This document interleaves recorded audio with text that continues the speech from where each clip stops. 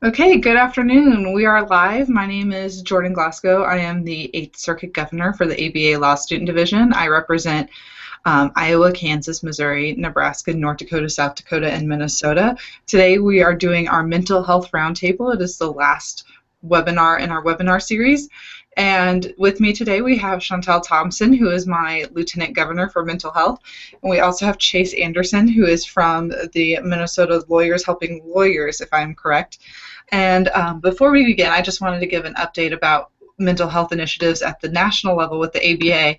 And at our annual meeting that we hosted in August in Chicago, the ABA House of Delegates, which is the legislative arm of the overall ABA, voted to eliminate questions for prospective lawyers to ask about mental health diagnoses or treatments, which is a huge thing because I'm sure all of you are aware who have applied for applied for character and fitness for your bar application. It does ask questions about your mental health status, which hopefully this will bring us to an era where we reduce the stigma around mental health, and we don't make it such an issue that prevents people from passing the bar. So with that, I will pass it over to Chantel, who will be kind of leading this roundtable for us. Thank you, Jordan. I appreciate it. Like Jordan said, my name is Chantel Thompson, and I'm the Lieutenant Governor of Mental Health for the 8th Circuit. Today we have Mr. Chase Anderson on the call from Lawyers Concern for Lawyers that's in the state of Minnesota. Before I begin, I just want to thank you for allowing me to speak on this important topic. Mental health is a very important area in my life. So thank you, Jordan. I appreciate it. Today, what we'll cover is I have some statistics from the Dave Nee Foundation, in addition to a survey that the ABA conducted in 2012. And then moving on from the statistics, I have some resources that will help those in the legal profession, not only lawyers, but students as well. And then lastly, just some tips for law students. So first, I'll begin with the law school statistics from the Dave Nee Foundation. We just actually had a presentation from Ms. Kate Bender from the Dave Nee Foundation a couple days ago at my school. And according to the statistics that she presented to us, 27% of law students report being depressed after the first semester. 34% of these students report being depressed after 2 semesters, and 40% after 3 years. And a nice little fact to know is 96% of law students report being stressed compared to 70% of medical students.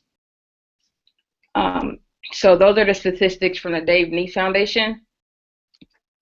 I'll move on to some of the stats from the ABA survey that was conducted in 2012.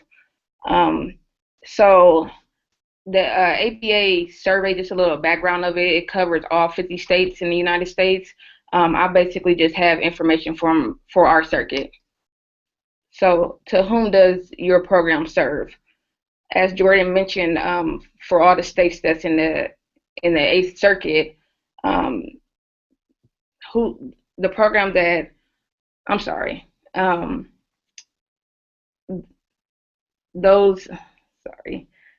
depending on the state, a program serves lawyers, law firm employees, judges, suspended and disbarred lawyers, law students, and family members. And some of the statistics were shocking to me in the fact that some states only serve judges and they only serve lawyers and suspended and disbarred lawyers. They didn't serve law students. So I think that's something that we, as the 8th Circuit, we need to change. Moving on, some of the question is, what initial diagnostic services does your program provide? The ABA survey touched on assessments, interventions, and referrals.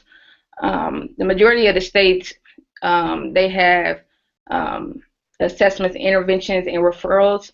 One state that does not have any of these services is South Dakota.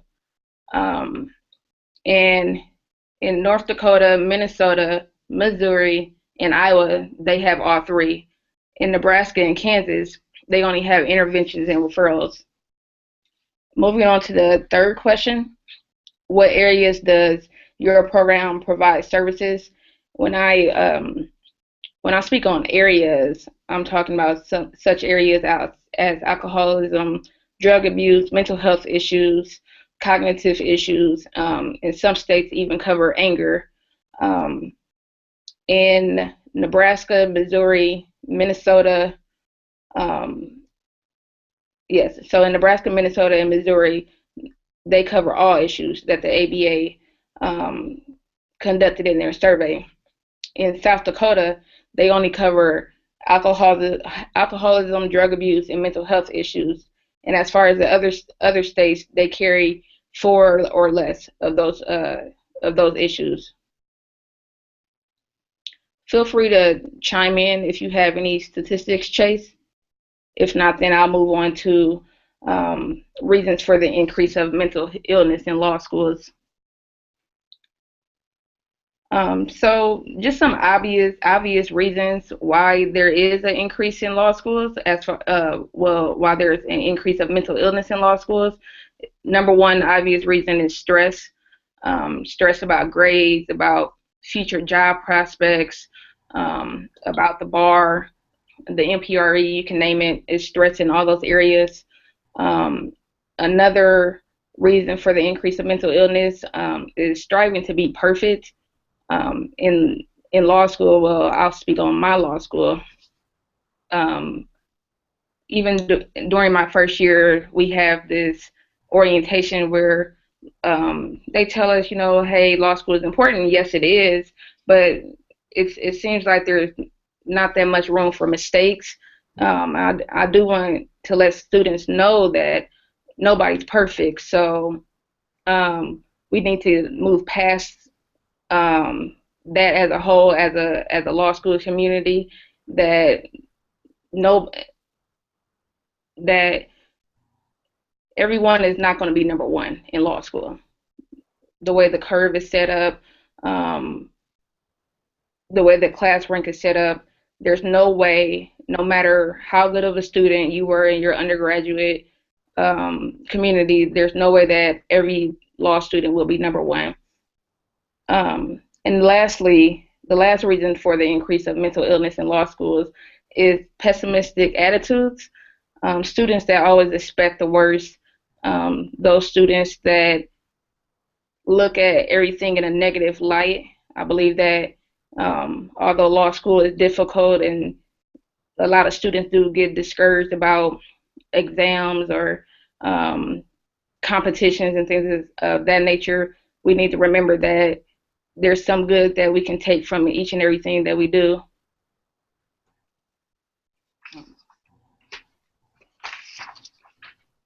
So if no one has any questions, then I can move on to resources for those in the legal profession. Yeah. I can't hear you, Chase. If you have a question, can you just type it out, Chase? Can you hear him, Jordan? No. I have him unmuted, it looks like.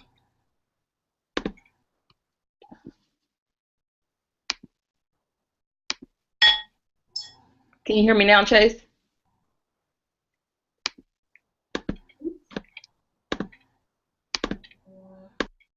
Sorry. No.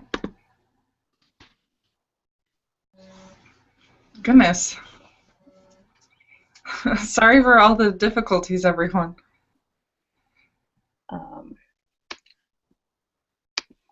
Sorry about the difficulties that Jordan mentioned. I will move on into the resources for those in the legal profession. And then if anybody has any comments, then feel free to chat. I think that'll be the best way for us today. So lawyer assistance programs. I didn't know much about lawyer assistant programs when I first applied to law school. But basically, lawyer assistant programs are programs offered help that helps lawyers, judges, and law students that maybe experience substance abuse problems, stress, depression, and other types of disorders that may impair their ability to perform in a competent and professional manner, whether that's in a law school classroom, a courtroom, or just out in the community. Um, some services that these lawyer assistant programs offer ranges anywhere from assessments and referrals to peer support networks to education and prevention. And depending on what state that you're in, these services do vary. I do have a list of each state that's in the Eighth Circuit um, bar contact information that has these mental health resources. So bear with me, but I'll just go through each state um, and give you their bar contact information if you would like to write this information down. So first off, Missouri. Missouri's Lawyers Assistant Program telephone number is 1-800-688-7859. Again, that phone number is 1-800-688-7859. And the website is www.mobar.org/MOLAP/.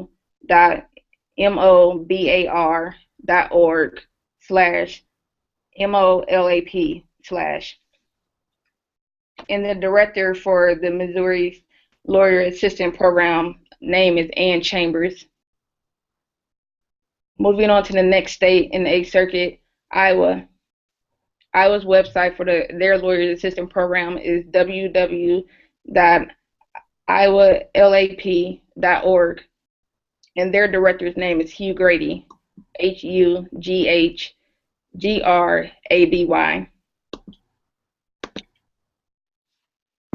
The next state is Kansas. Kansas website is kalap.com.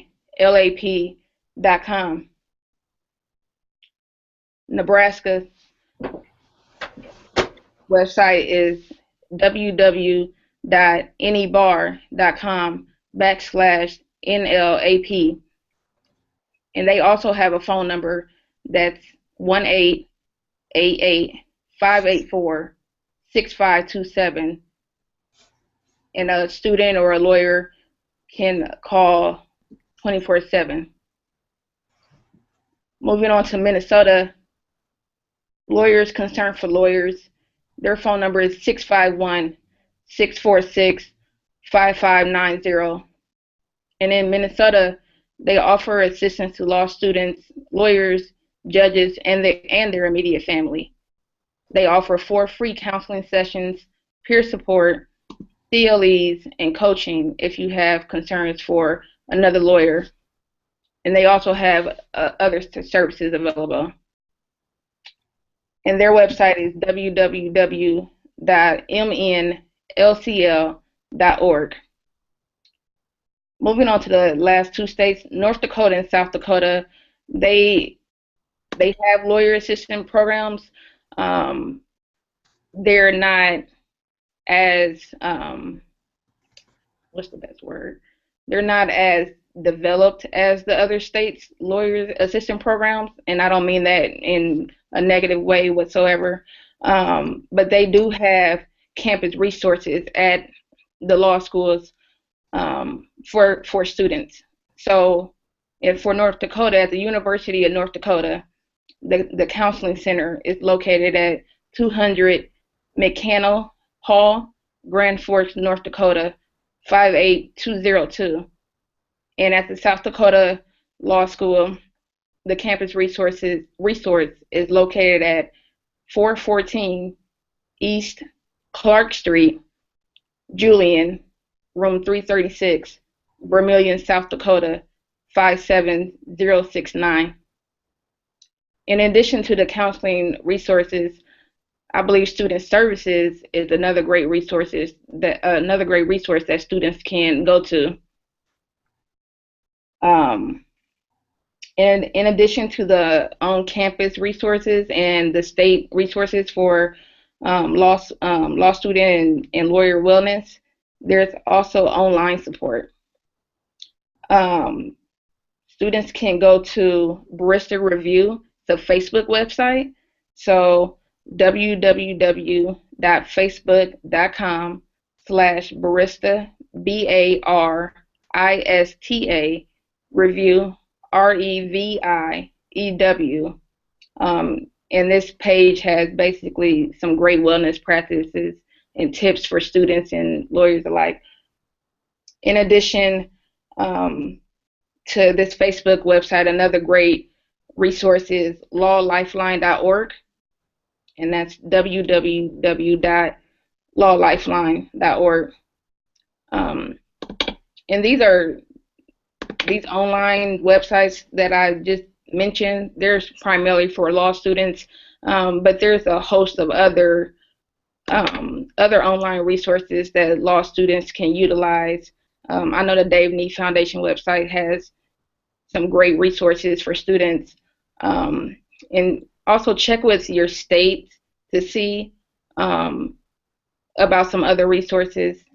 Oh, and in addition, the American Bar Association, our group page for the Lawyer Assistant Program is another great resource to go to that will give information on lawyer assistant programs. Um, does anybody have anything else that they can suggest as far as resources? Oh, Chase, we're still having trouble with your audio.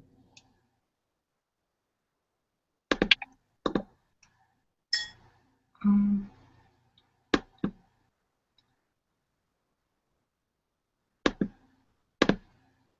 Nothing? No. Oh, I'm so sorry. This has never happened before. Um, well, the question I have that we can answer is, what can we be doing more of in the law schools themselves to make sure that we're providing students with the resources they need to live a healthy life in terms of mental health? Oh, hang on. Oh, okay, go ahead.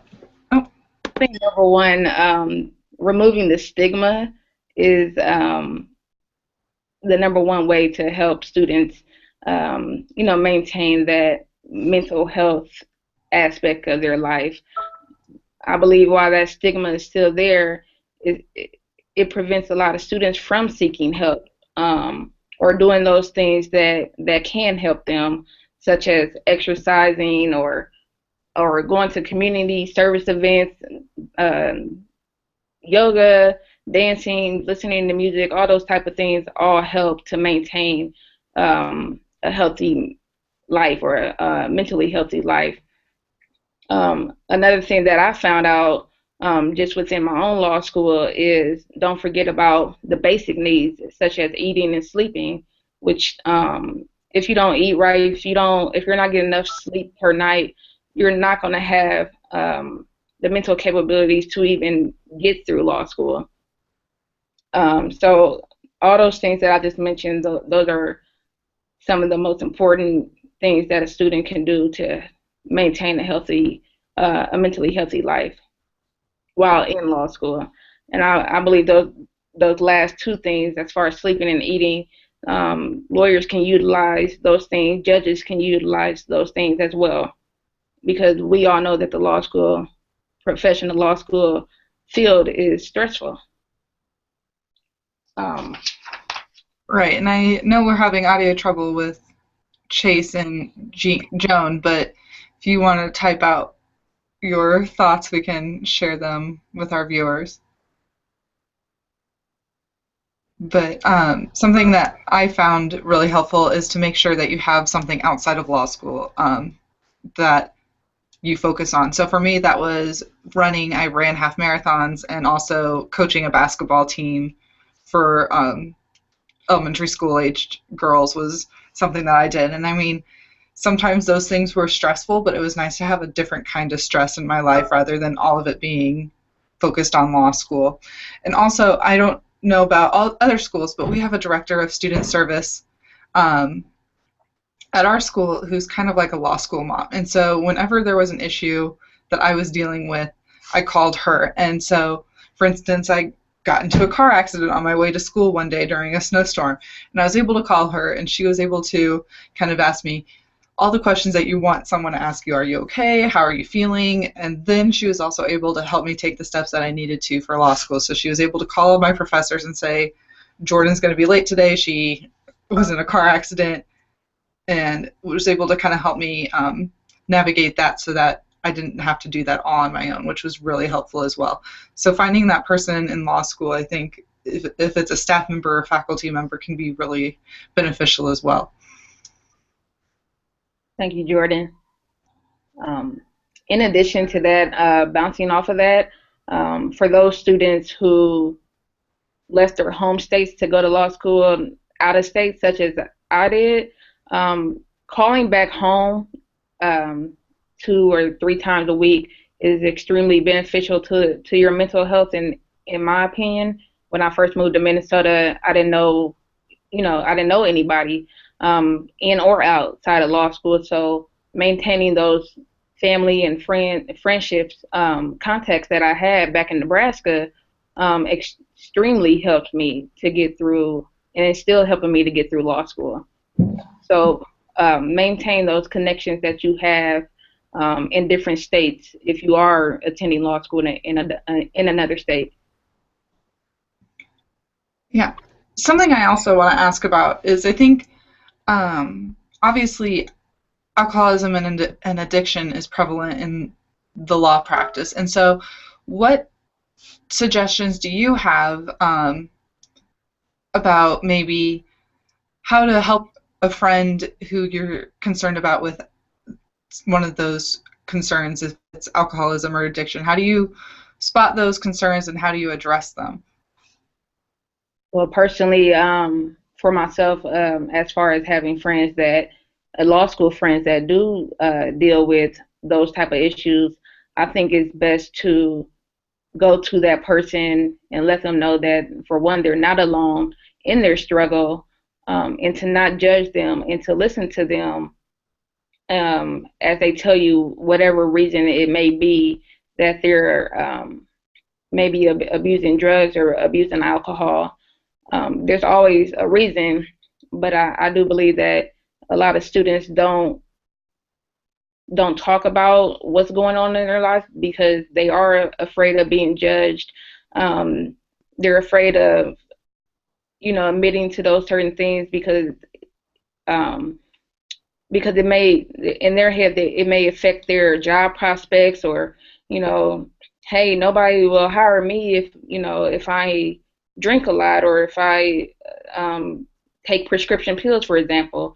Um, so I think just having that relationship, that close relationship with the student, or the attorney, and let them know that you're there for them and you're not going to judge them, and that whatever they tell you should be held in confidential, should be confidential, then I do think that is one of the ways that students will be more inclined to seek help if they have somebody that they can go to and talk to about their issues. And maybe you on the other side can, once you guys get to that point, then maybe you can refer them to somebody, whether it be a counselor, and it doesn't have to be the school counselor. It can be somebody out in the community, or tell them about the lawyer concern for lawyer programs, or the lawyer assistant programs in your respective states. Yeah, and it looks like Chase has chimed in here. Um, some very simple, but I think often forgotten advice is just let your friend know that you care about them and that you're there for them, and actually listen to what they're saying to you. And also, he wanted us to mention that call your lawyer's assistance program. They deal with this. This is their job, and so they can give you tips on how to bring up the issue, how to address the issue with your friends or your family. Um, Also, the recent trends are that young lawyers have a higher percentage of mental health and chemical use problems, so it's important to be proactive and seek assistance before the problem gets too big. I think that's incredibly important advice. I think um, when you start to recognize the smaller concerns, maybe they're skipping classes or not studying as much as they used to, or something like that, I think it's incredibly important to start talking then instead of when they get a DUI, because then it becomes a character and fitness thing that is much bigger than it was before. So I definitely think that's an incredibly wise advice. And one more thing that I'll add is to check up on your friends. If you notice your friend or your classmate, they're skipping classes, they're not showing up to study groups, you never see them, a quick phone call, a quick email, I think is important to let them know that, hey, I noticed that you've been missing from around campus or the organizations that you're in. Are you okay? Is there anything that I can help you with? Just something as simple as that can be a life changing to a person. It can be life changing. Right. Looks like we have one question from someone. Before we get to that, Chase wanted to add, you make sure you, when you follow up, make sure you ask, "Are you okay?" more than once. So continually keeping that contact is really important. Now we have a question from the chair of the Law Student Division, Fabiani Duarte, who said, "Besides the helpful websites you've shared, are there any podcasts, TED Talks, or books where law students, lawyers, or professionals who've struggled with depression or mental health issues publicly talk about dealing with these issues?" Do you have any kind of media Uh, recommendations?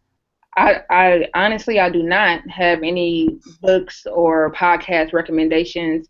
Um, I to be honest, I didn't look at that, but I'm sure that there are books out there. One, I will mention TED Talks. I don't know if you have ever heard of that, but um, some of the speakers that they have on TED Talks are they're just great speakers. So I would suggest um, going to YouTube.com and checking out TED Talks, and you can basically search anything, whether it's depression or substance abuse, and you can come up with a lot of different hits as far as speakers speaking on those issues. So TED Talks are really good. And then also, as far as for Minnesota, www.mnlcl.org has a list of resources for law students. Um, and I know sometimes it's okay to go outside of your state and look at different resources. So maybe if you're in Kansas or Iowa, you don't really like or or you feel that you're not getting the help that you need as far as the resources that they've listed on your website, check out another state's resources on their state's website to see if you like something that you think would help you. Yeah, and it's not necessarily legal related, but there's a documentary that I thought was absolutely phenomenal called Crisis Hotline Veterans Press One, and it's about the National Suicide Hotline. They've set up a specific branch that just deals with veterans and PTSD and issues um, along those lines. And so I thought it was incredibly moving because it's told from the perspective of the individuals working on the hotline. And so you not only hear the stories of the individuals who are calling in, but you also hear the stories of people who are advocates for mental health and who are there working in the mental health field every day. And so I thought it was an incredibly moving documentary. I think it was actually nominated for an Oscar. So be sure to check it out too. Thank you, Jordan. Mm-hmm.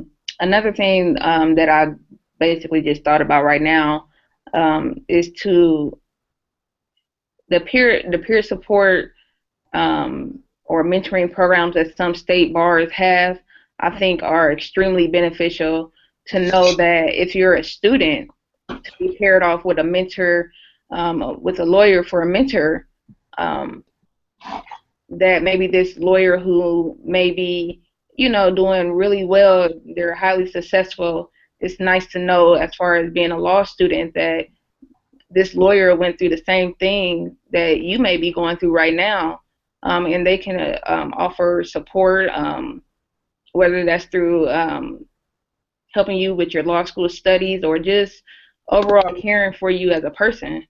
So I advise you students to check with your state lawyer assistant programs to see if they offer peer support or any type of mentoring programs between law students and lawyers. In addition, the ABA COLAP site has a lot of resources on a wide range of issues, and that website is www.americanbar.org/COLAP. It includes a variety of different articles and as well as the law student mental health toolkit. Yeah, that toolkit is incredibly extensive. I think I shared it with you, Chantel, earlier in the year. It's incredibly extensive. It has not only information, but kind of resources on how to deal with mental health issues and concerns. But also on that Commission on Lawyers Assistance program, there are a couple webinars, and one that's really on the front page that is interesting is compassion fatigue, which I think is a really interesting topic. So if you have anything you would like to mention about compassion fatigue. Uh, I honestly don't know about that. That's the first time I've heard about that. Oh, Uh, I've always referred to it as burnout. Like well, yeah. when you're dealing with your friends or family that have mental health concerns or addiction concerns, I think it's easy to burn out, quote unquote, where it's just hard to continue to listen about it because it then takes a toll on your mental health. And so I think it's always important that if you're being a peer, someone who's supporting one of your peers or one of your someone that's close to you, that you also maybe reach out to someone so you're not fully dealing with all of that stress as well. Right, and as far as those students or those persons that know somebody that's dealing with a mental health issue or a substance abuse issue, that person has to remember how to take care of themselves as well, in order to help that person that may be going through those type of issues. Yeah, so do our other guests have anything to say about burnout or compassion fatigue? Oh, looks like we have something. So, Uh, sorry. So the lawyer assistant programs oftentimes have peer supports. In general, law student and lawyers tend to turn off feelings because of the intense issues of clients. That is something to pay attention to and not ignore your own emotions, which I totally agree with that. I hear those type of comments from those individuals that practice family law. I know a lot of students that, although they like helping people, they really don't want to practice family law um, for those same reasons.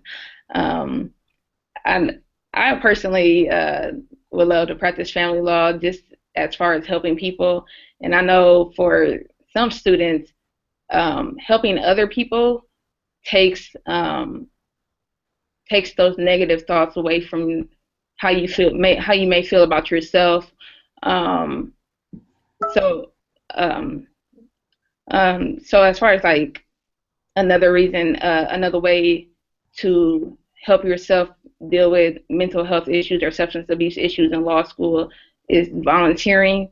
Um, Jordan, as you mentioned, you do volunteer work while you've been studying at school.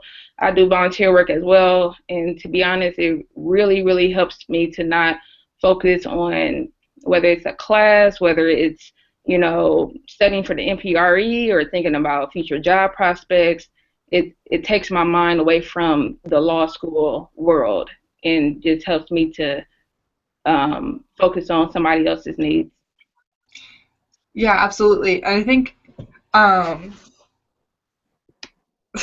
So Chase has a good little analogy here about making sure that you're taking care of yourself and self-care. It said he says, like they say on airplanes before you take off, and I'm sure we've all heard it a million times, is you put on your own oxygen mask and before you help others, and that's something that you should keep in mind. And while practicing law, if you're not taking care of yourself, it's hard to take care of others. And 86% of people who go to law school go because they want to help others. And so it's really important that we make sure to practice self-care so that we can be effective attorneys in the future. So looks like we have Joan. Do we have audio for Joan? Can you hear me? Yeah. All right. Chase, come on in. Joan, do you have anything to add real quick? Well, I have been running around trying to get computers to work, and I know that Chase has a good handle on all of this stuff. And so, are there questions that you have that we haven't been able to answer as well as you would like? Hi. Hi. It's great to hear your voice. We thought we had this all installed this morning. Sorry about that. Oh, no, it's okay. So I guess one of the questions I have is, what do you want law students to know specifically about lawyers' assistance programs that they don't necessarily take advantage of? Well, I can speak for Minnesota, and again, as it's been brought up a few times today, is the confidentiality aspect varies from state to state.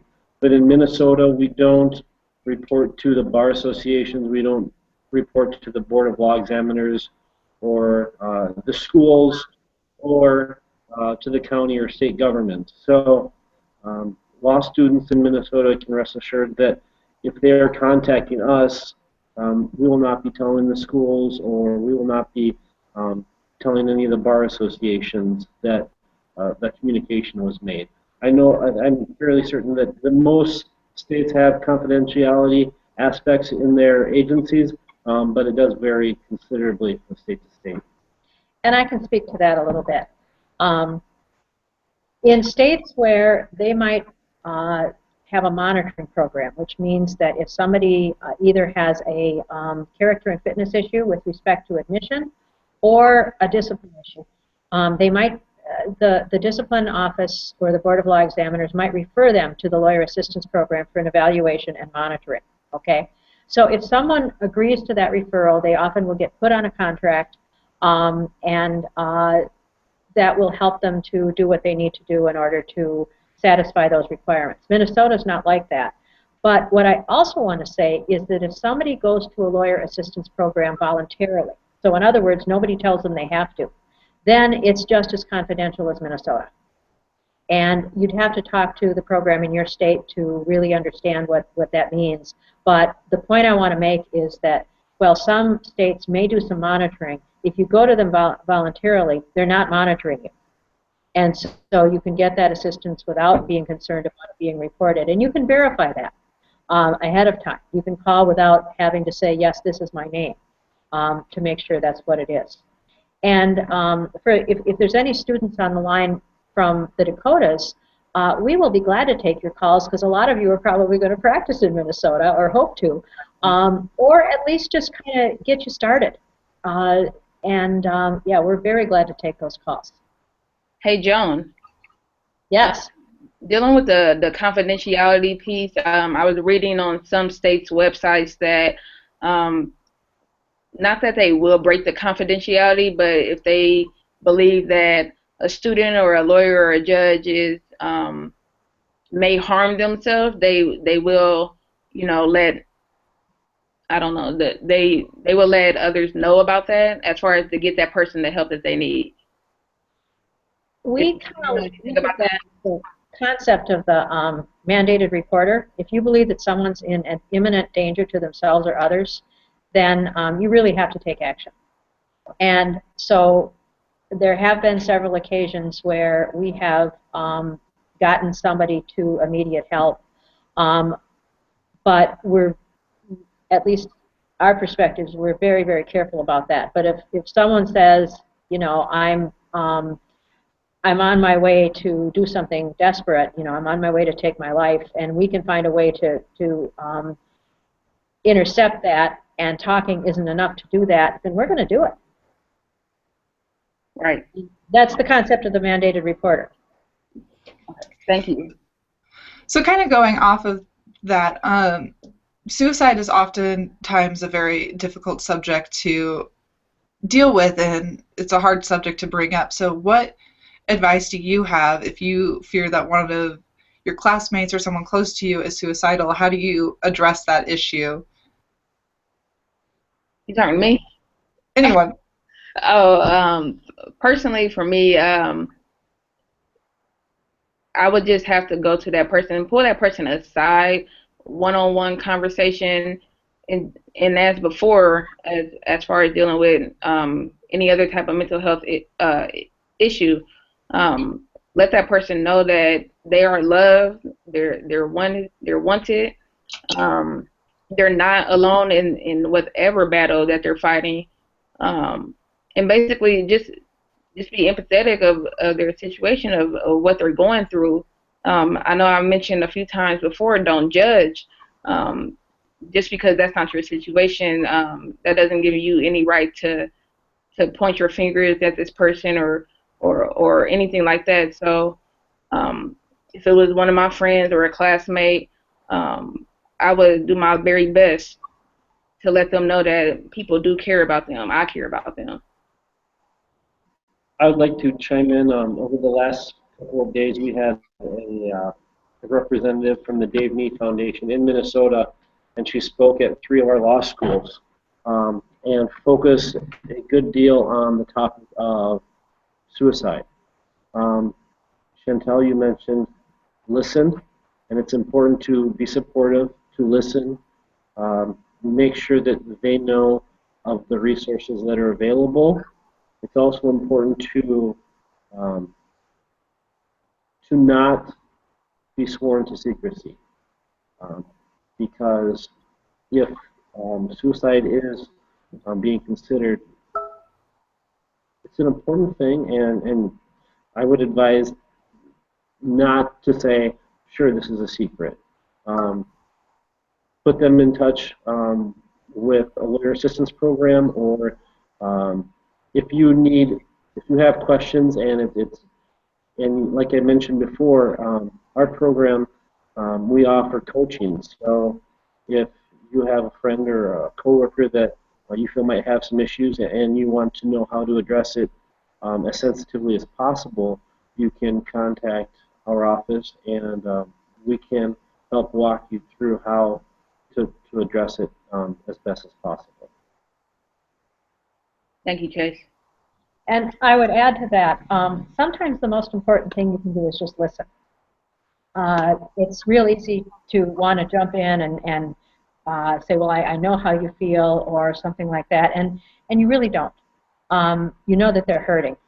And so, and then think about, how would you ask the question if you were concerned about somebody? So what works for you? Have you considered suicide? That's hard. So think about a question like, do you feel safe? Do you feel safe right now? That's an easier question sometimes for people to ask, and it's also an easier question to answer. And then you can say, tell me about that. And so you're asking the question. You're asking a direct question. And one of the myths that was discussed in the presentation this week was that if you ask somebody, you're going to make the suggestion that they do it. No, that isn't what works. That is a myth. And so if somebody says, no, I was just kind of saying that to blow off steam, or something else, you can ask again, as you saw in one of the posts Chase put up. It's ask the question twice, because somebody may immediately defensively say, no, I'm fine. But then you say, well, I don't think, that's not what I see. I'm concerned about you, and here's what I see. And then say, have the time to listen, and make the time and just listen. And then find out about getting them to some help. Is there someone that we can go talk to? Who do you trust? And put a safety plan in place. Contracts, you know, you hear about promise me you won't do something. That's not a good idea. Rather say, what's your safety plan? What can we do together to help you feel safe? Who can we talk to? Can I talk to somebody? And if you think it's imminent, then, you know, don't promise secrecy. That was another thing that the Dave Nee Foundation was very clear about. Don't promise secrecy. That can put both of you in a really tough spot. Great. Well, it looks like we only have a couple minutes left, so I just want to thank you all for taking time out of your day to do this for us. And if you have any last final thoughts before we go. I just want to say thank you for allowing me to speak on this topic. As I said before in the beginning, this is a very important topic to discuss, as well as a very difficult topic to discuss. So Joan and Chase and Jordan, as well as our listeners out there, I just want to leave everybody with the last tip of you are not alone. So whatever that you may be dealing with, please just reach out and get the help that you need and that you deserve. So thank you for listening today. Chantel, you did a great job. Thank you so much for including us. Thank you. Have a good day. All right, great. Thank you so much, everyone.